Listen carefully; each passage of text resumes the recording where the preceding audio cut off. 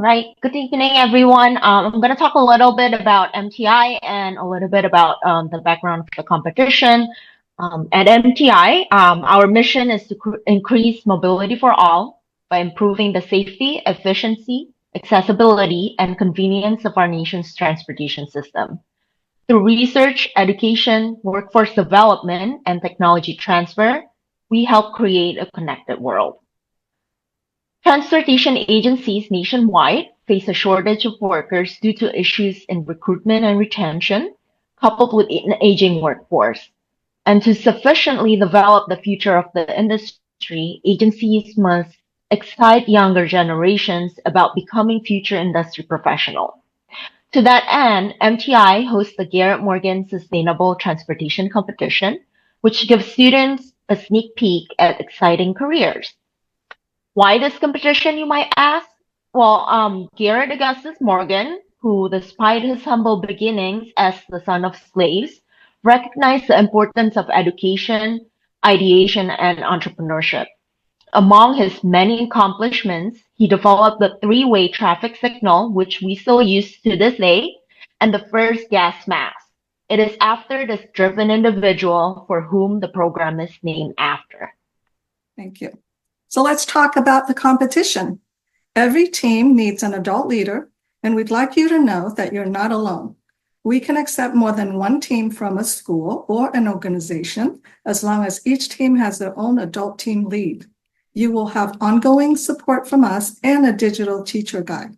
We can match you up with a youth mentor and an industry mentor.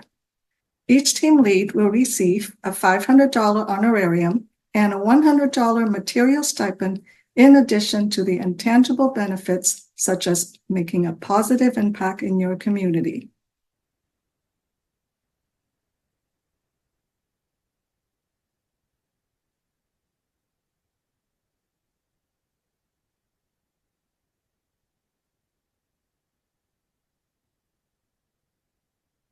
Students, the best time to start your college and career exploration is now. This competition will foster group collaboration and teamwork, build your self-confidence, and help you develop leadership skills and social skills. You will receive a certificate of participation signed by the Executive Director of MTI to add to your portfolio for scholarship and college applications. In addition, working with industry mentors could lead to networking opportunities and future internships for you.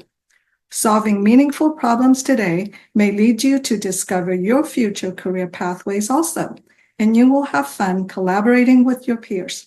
Who knows? You might even win a cash prize for your organization. For the high school and college students, applying for the youth mentor position is a process similar to applying for a job. In addition to all of the students' benefits that I had just mentioned, you will receive a $200 stipend and a signed certificate for your contribution. Since 2003, over 1,300 students have participated in this national competition. If you or someone you know is a middle school teacher, club advisor, parent, or program counselor, we invite you to register a team and make a video of your bright idea or invention and share it with us. So how does this work? First, the adult team lead needs to register their team by October 23rd of this year. There are 6 spots left, and it's on a first-come, first-served basis. Once you have at least 3 students, you meet as a team to go over the prompts and review the rubric. Step 2 is when your team brainstorms for a few possible solutions to the prompt that you have chosen.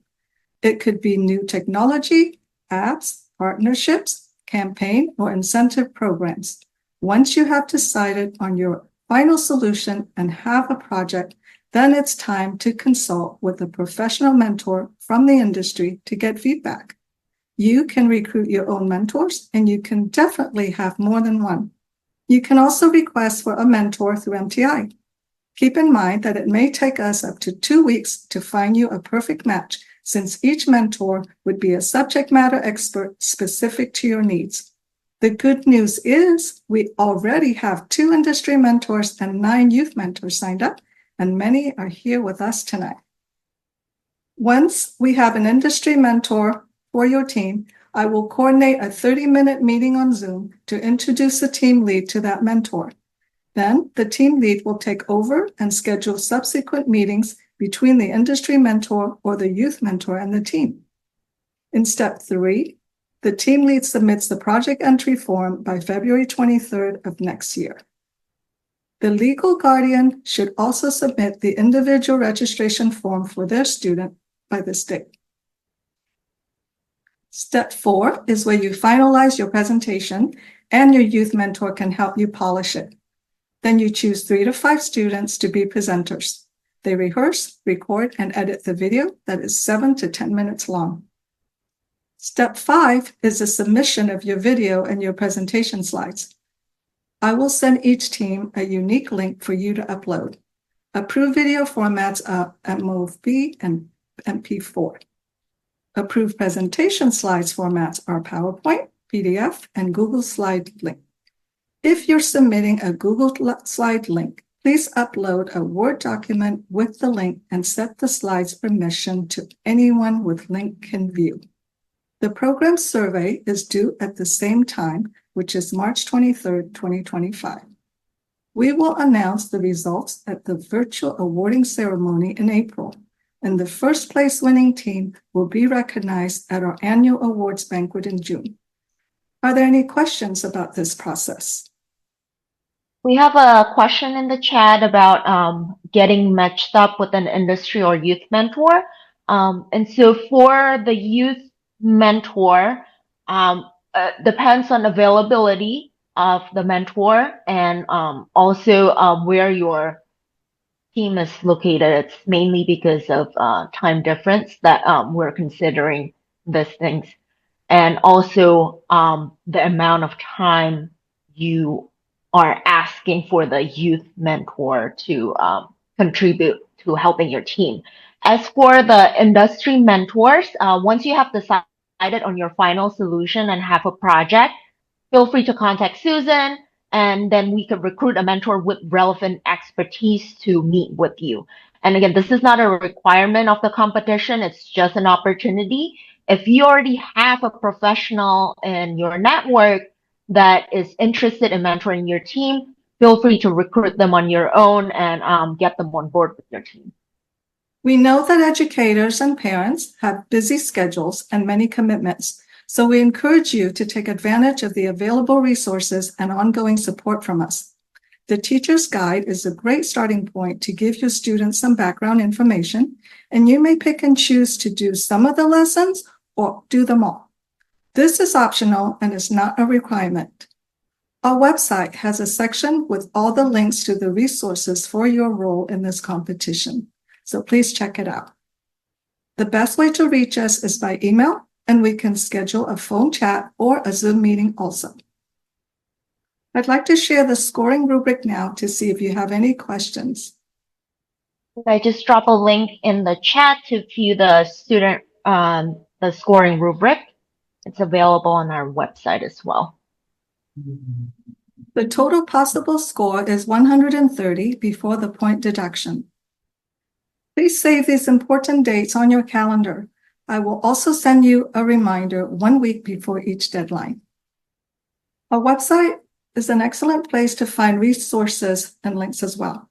There's also a document about how Scouts in the Boy Scouts of America program could satisfy some of their Merit Badge and STEM Nova Awards requirements, depending on which prompt they choose. At this time, I'd like to invite Alberina to share her best tips and practices. I do have a few best tips and practices after assisting some teams compete in the past.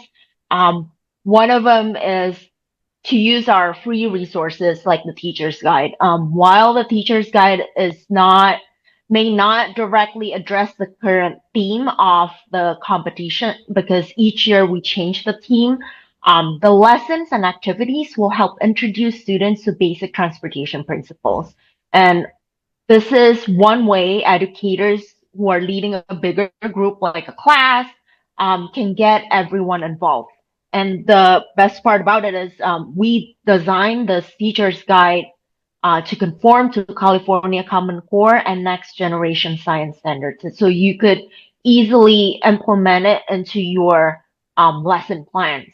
If you're not based in California, we do include the objectives that each lesson fulfills. And so you could match it up with what's applicable to your state or your area. And the next tip I would say is to always start early.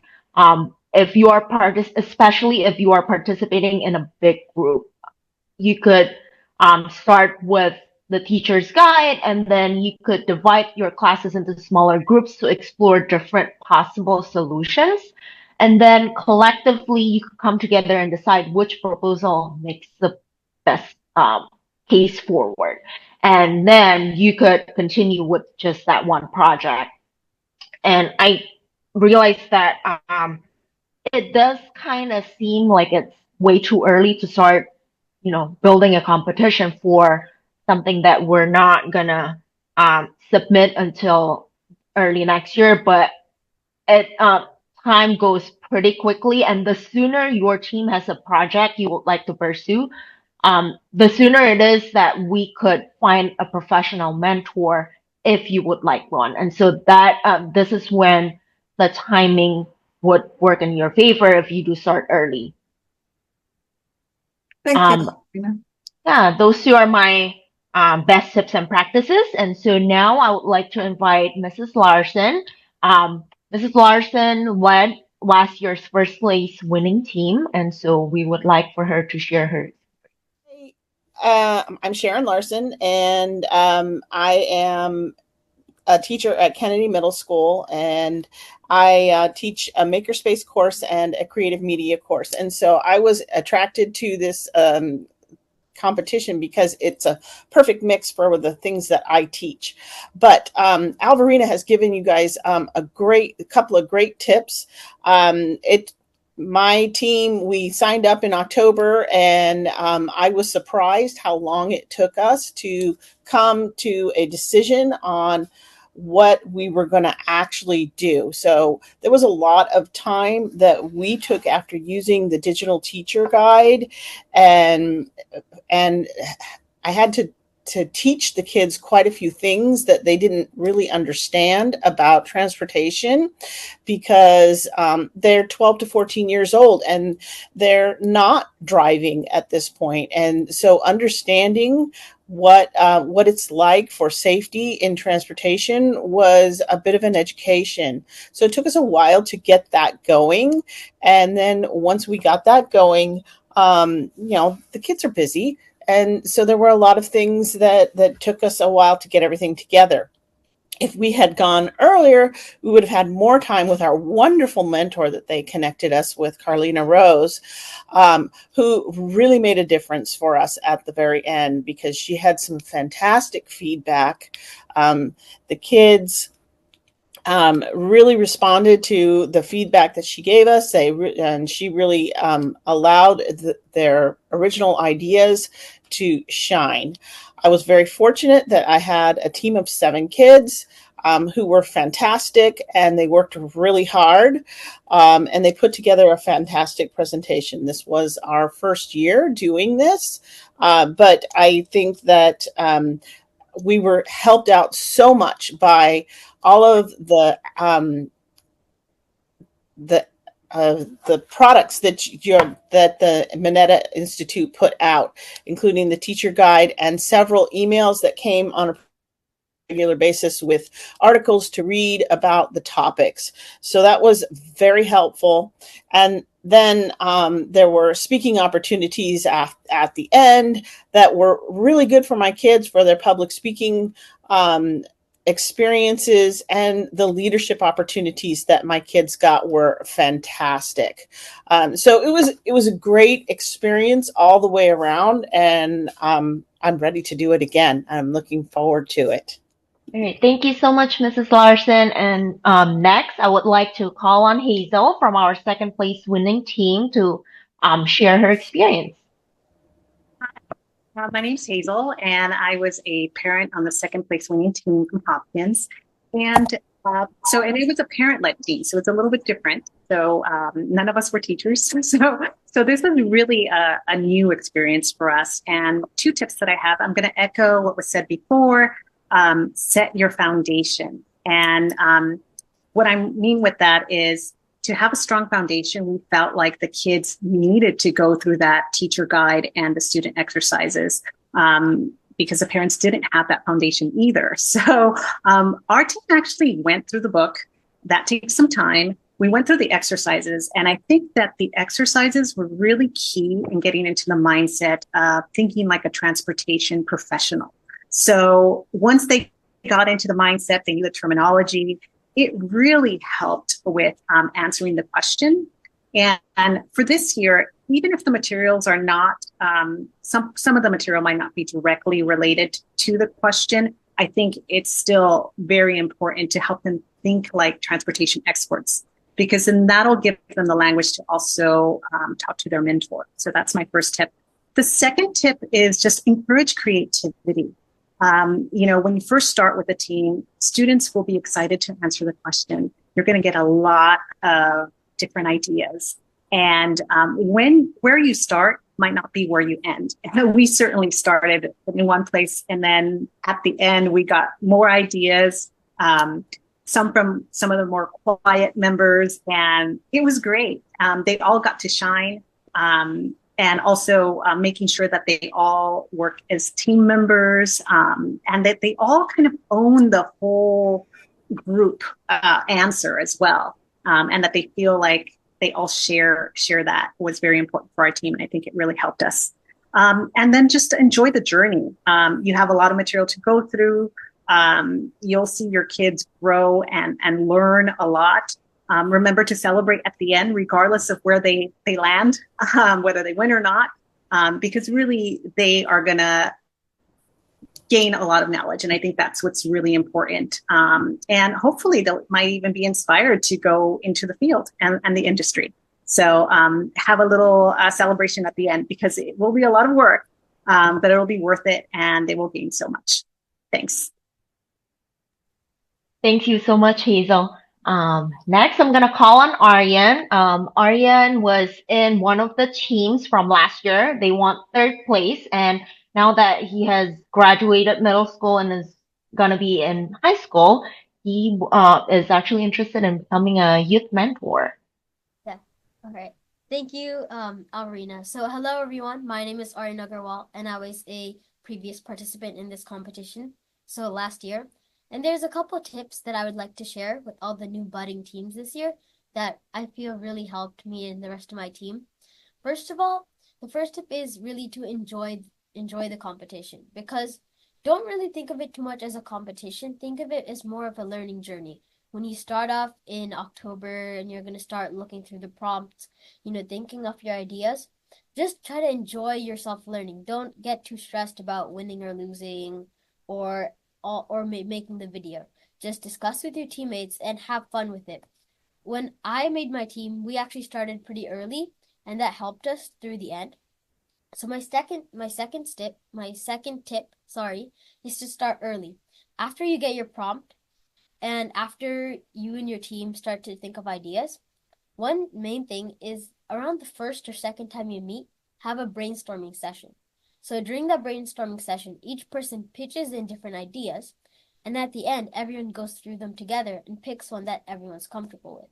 If an idea that everyone's comfortable with is picked, then everyone is able to enjoy and focus on that idea for the rest of the project. Also, last year, one more thing that really helped us was meeting regularly. Every meeting, we worked together, we reviewed what we'd already done, and one thing that really helped us was our parent leads. So every 2 meetings, one of our parents would join the meeting and they would review what we had done and they would give us feedback. And that really helped, so that in our meeting where they weren't there, we could work on all that.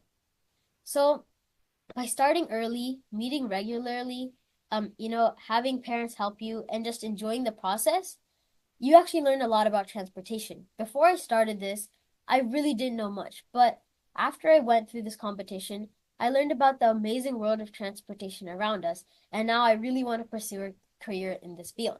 So, through this competition, you might find your passion and you can make a lot of new friends. Thank you. Thank you so much, Aryan. All right. And I think if there are no other questions, we will move on to the competition prompt this year. Uh, I do see a question in the chat from Billy. The prompts are quite broad and include several areas of scientific, economic, or political disciplines. Should projects try to address everything in a prompt or be more focused on specific problems? So from the submissions in the past and from the scores that we receive from the judges, typically teams that focus on one or two specific solutions or specific problems to um, solve, but kind of explore multiple challenges or benefits in implementing those solutions, actually get higher scores than those that just explored five or six different solutions more broadly. So that's something to keep in mind. All right, and I think we'll get started with the prompts. So this year, like last year, we do have a main theme, which is go green, get going, go green.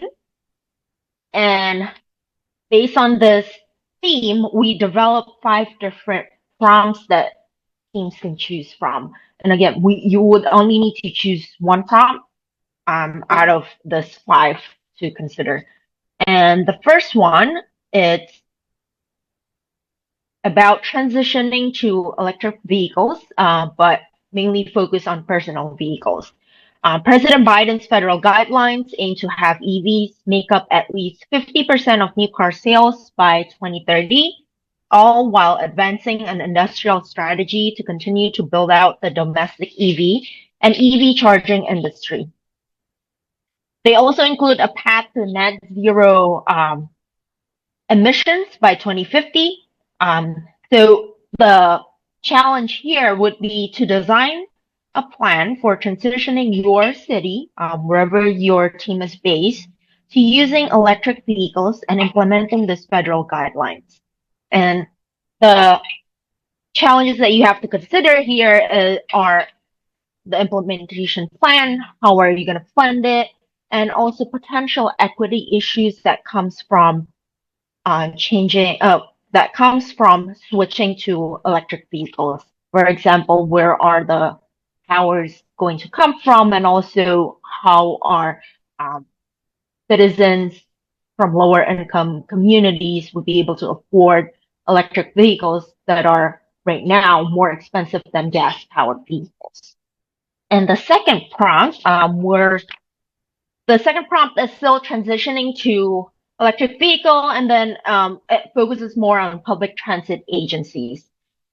California transit agencies are implementing electric vehicle policies as well, and guidelines state that transit fleets must ensure beginning January 1st, 2024, that 50% of their annual vehicle purchases per calendar year are zero emissions. And beginning January 1st, 2027, 100% of vehicle purchases are zero emissions.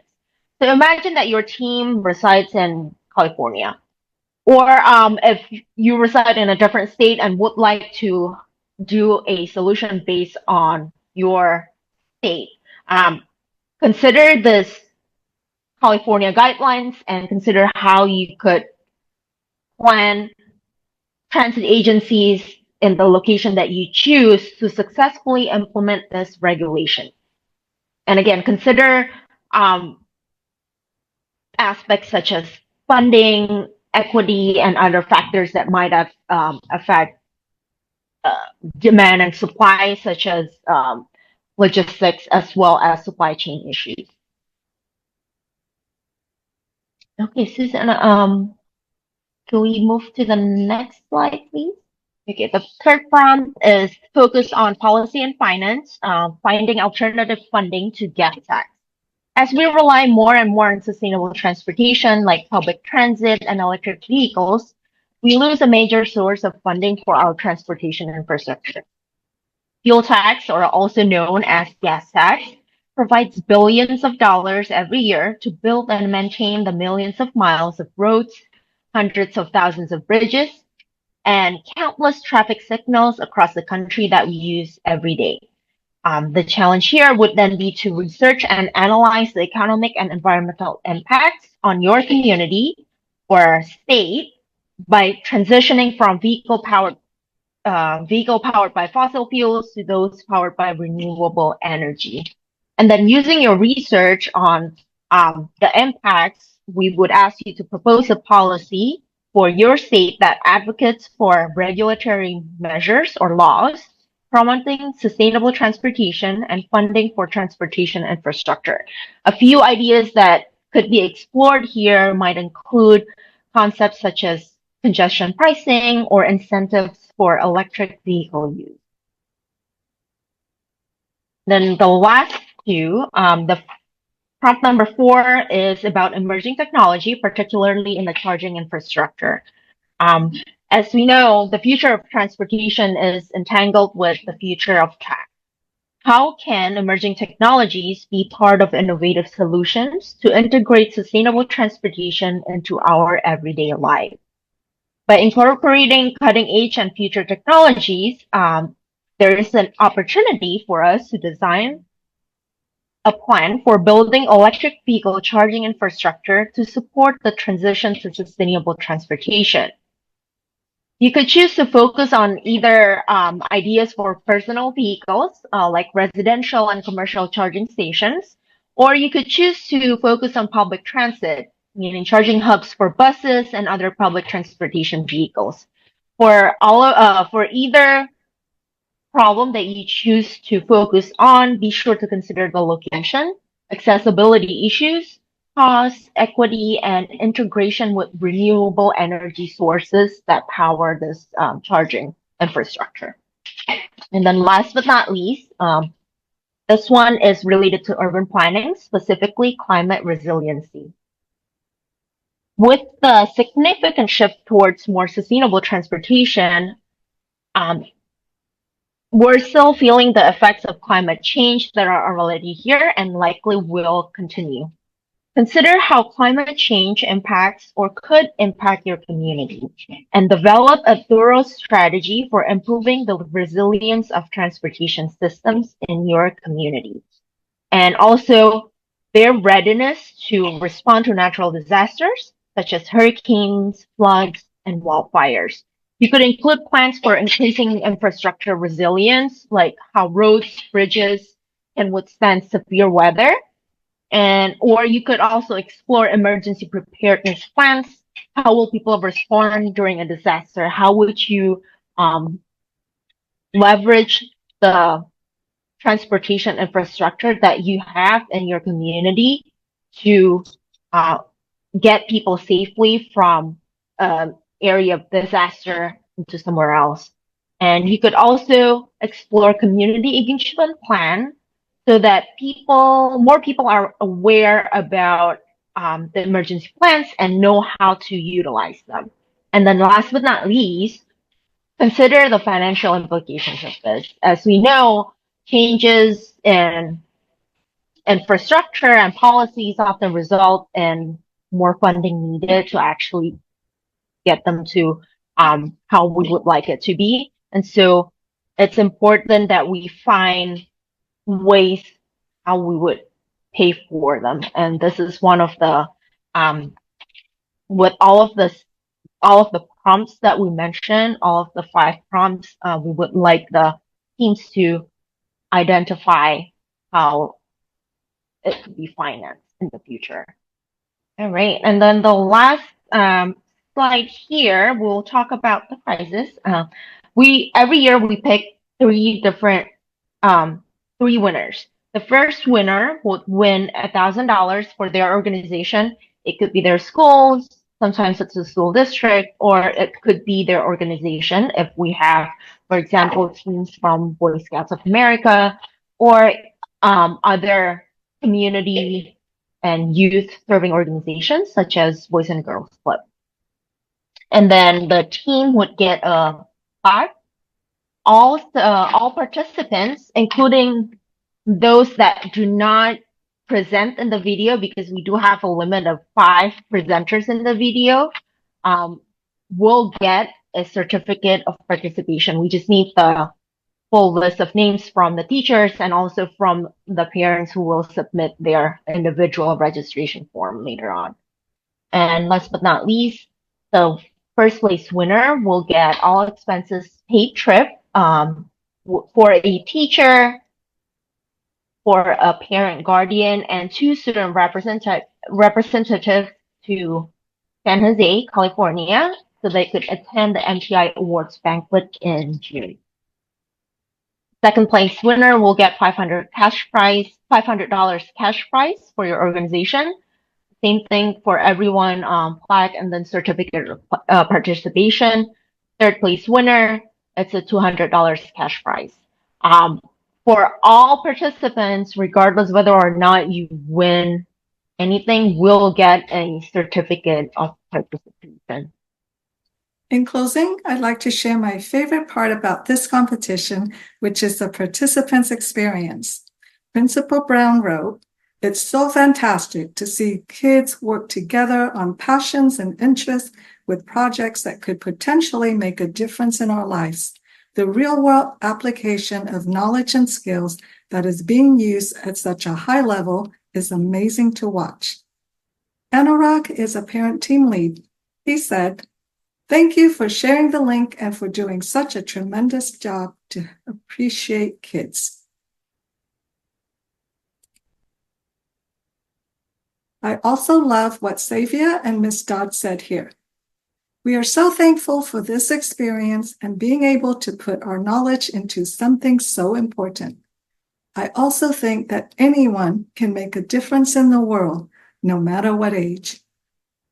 Our students came together and dedicated so much of their time and efforts into this competition. They really grew as a community. This experience has helped the social and emotional development through such hard times. We're so thankful. So we look forward to partnering with you and your students and hearing about your experience at the end of this competition as well. If you have not done so, please register your teams by October 23rd of 2024. I'd like to thank my co-host Alvarina and our guest speakers, Mrs. Larson, Hazel, and Arian, for being here tonight. Let's give them a big round of applause. Thank you for coming and for investing your time to educate and engage your students. Best wishes for a very successful school year. Enjoy the rest of your evening. If you have any other questions that you'd like to ask us, we're gonna stay here for a little bit, and we're gonna continue recording so that anyone who's interested in joining but could not make it tonight could still get the answers from some of your questions. I'm pulling up the chat now. I think we'll start with Billy. The prompts are quite broad and include several areas or scientific, economic, or political disciplines. Should projects try to address everything in a prompt or be more focused on specific problem? I think we addressed that when we were talking about the prompts. I think so. In the past, based on the scores that the judges have given, they tend to give a higher score for projects that focus on 1 or 2 solutions but explore different implementation challenges, rather than giving more scores to teams that explore 5 or 6 solutions but only touch the service level answer. So that's something to keep in mind. And we realize that some of these prompts could look a little daunting because it's a lot of them, like the comment said, does include several areas. So unless it's specifically said in the prompt that you have to explore all of them, if it does say consider A, B, and C, you don't have to answer all of them. But if it does say consider A, B, and C instead of if it does say you need to answer A, B, and C, then you have to explore all of those in your presentation. I hope that answered your question. I think Jim also asked, need to define EV, just PEVs or all PHEV, REXEV, and FCV and HEVs? For the purpose of this two prompts that talked about EV transition, we're only talking about battery electric vehicles. So not hybrid nor I don't think I have any more questions. And that was from 6:29 p.m. Oh, okay, one more. How about hydrogen from Jim? So for the prompt, I believe it was prompt number 2 that has a question about transitioning to EV and if the policy from the specific state that you're choosing, either California or the state that you reside in, it says that hydrogen is included in one of the options, you could count that in the plan. If it only says just battery powered, not on hydrogen, then only do the other one, like hydrogen. Thank you, Alvarina. And I don't see any more. Oh, one more. Are judges California based or from across the nation? Last year we have 1 from Washington and 2 from California. Usually we would have 1 judge that is an expert in English and public speaking, and 2 judges are transportation experts, and we always try to get 1 from California and 1 from somewhere else. And a lot of times they are researchers who have expertise in 2 very different transportation topics. Thank you, Alvarina. Are there any more questions? May teams select their own teen youth mentors and industry mentors? Absolutely. Yes, if you already have someone in mind, go for it. And if you would like them to take advantage of the honorarium and the stipend, please introduce them to us so we could take care of all of the paperwork. Thank you. If you have registered your team, you would have seen if there's a spot to enter, if you have a team mentor, or if you have a student lead, which is a student on your team that is in 7th, 8th, or 6th grade. And then we could add them to the group emails that we send out to the team leads as well.